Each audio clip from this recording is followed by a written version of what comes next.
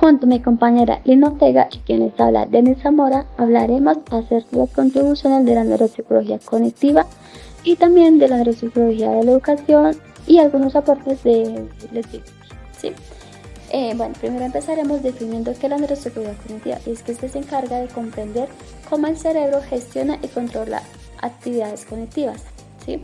Es decir, la atención, la memoria, la toma de decisiones, la percepción, el lenguaje. Bueno, y en el año 1970, gracias a dos autores, en el cual son Warrington y Challinson, dieron un gran avance o un gran aporte a lo que es la neuropsicología cognitiva hoy en día. Es que cierto paciente en ese momento interpretaba un comportamiento nético, es decir, con una lesión cerebral, ¿sí? Basándose en las teorías cognitivas, pues en ese entonces, a lo cual tendría memoria a corto plazo, ¿sí?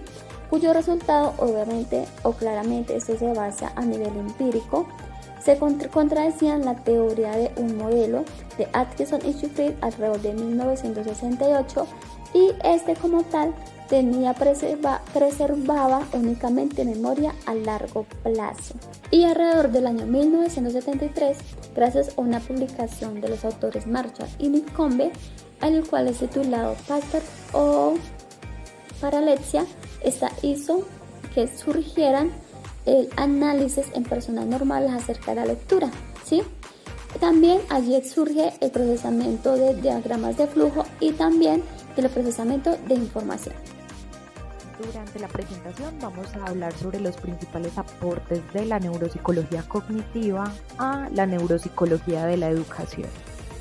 La neuropsicología cognitiva se desarrolla con base en el modelo propuesto por el profesor norteamericano Jerry Fodor, denominado modularidad de la mente, el cual clasifica el cerebro como un sistema de procesamiento de información y plantea 3 etapas de procesamiento. Acá podemos evidenciar las 3 etapas: procesamiento de entrada, procesamiento central y procesamiento de salida.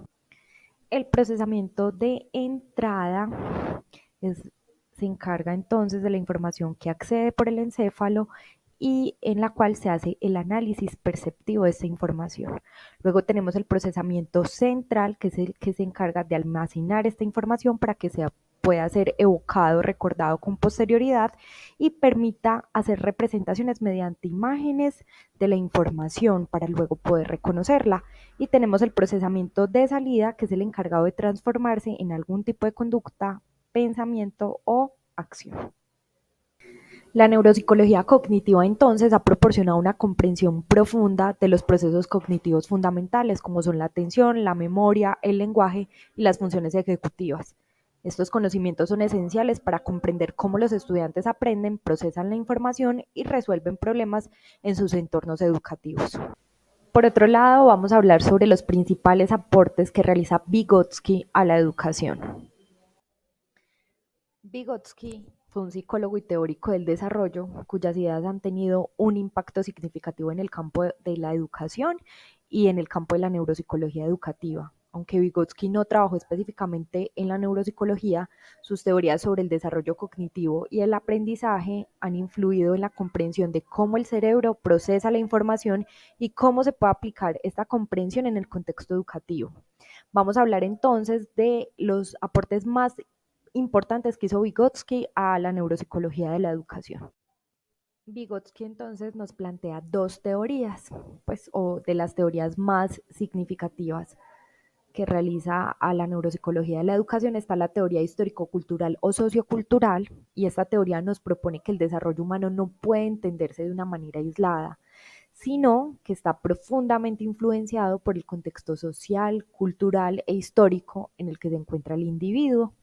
Y por otro lado, tenemos el principio de la génesis social de las funciones psicológicas superiores, donde resalta la importancia de los aspectos sociales, culturales e históricos en el desarrollo de las capacidades cognitivas humanas, en contraposición a las teorías que enfatizan exclusivamente los factores biológicos o innatos. Para Vygotsky, la interiorización de las funciones psíquicas se determinan en 3 etapas. Entonces, lo relacionamos así. Inicialmente, el adulto le ordena al niño, el cual ejecuta la orden, y esta la llamamos etapa interpsíquica. Después el niño habla por sí mismo y esta la podemos llamar etapa extrapsíquica. Finalmente el niño decide hacer algo en su pensamiento y la llamamos etapa intrapsicológica. En conclusión, podemos decir que los aportes de Vygotsky a la neuropsicología de la educación resaltan la importancia de considerar el contexto social y cultural en el desarrollo cognitivo y claramente en el aprendizaje, así como el papel fundamental de las interacciones sociales y el entorno educativo, pues cómo influyen en estos procesos. Si bien Vygotsky no trabajó directamente con la neuropsicología, sus ideas sí han influido significativamente en la comprensión de cómo el cerebro procesa la información en los contextos educativos.